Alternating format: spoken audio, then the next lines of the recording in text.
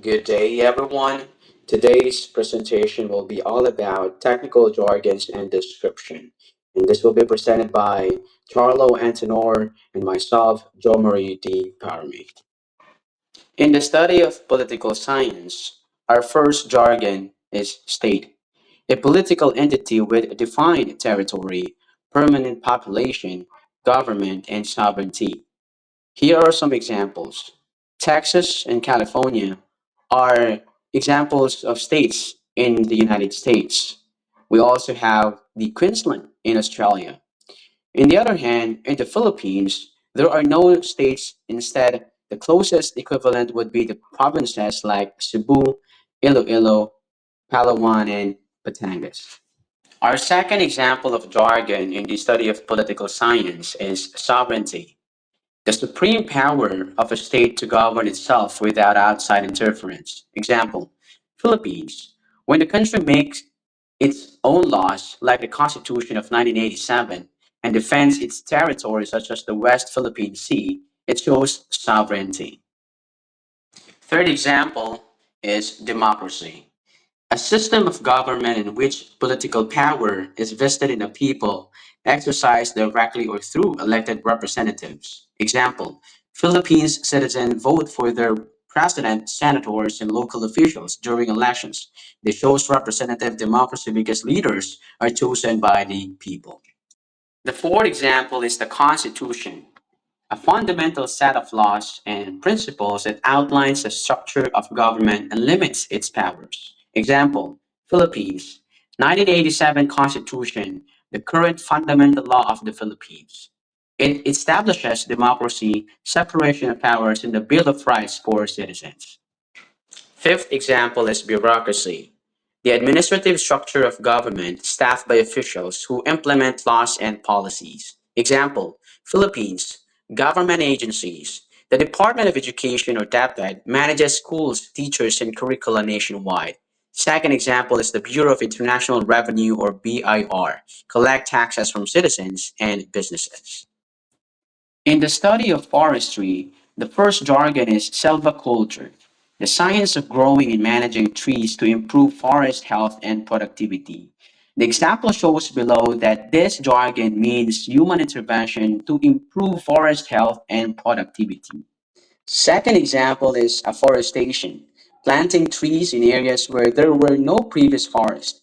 Example, Beijing Plain Area Afforestation Program in China, which aim to increase forest coverage in the urban and surrounding areas of Beijing by converting and into forests in urban parks. Our third example is reforestation, replanting trees in areas where forests have been cut down or destroyed.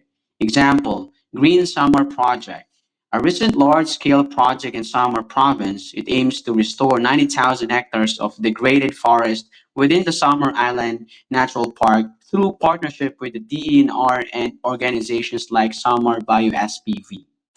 Our fourth example is deforestation, the large-scale clearing or removal of forests for agriculture, settlement, or industry.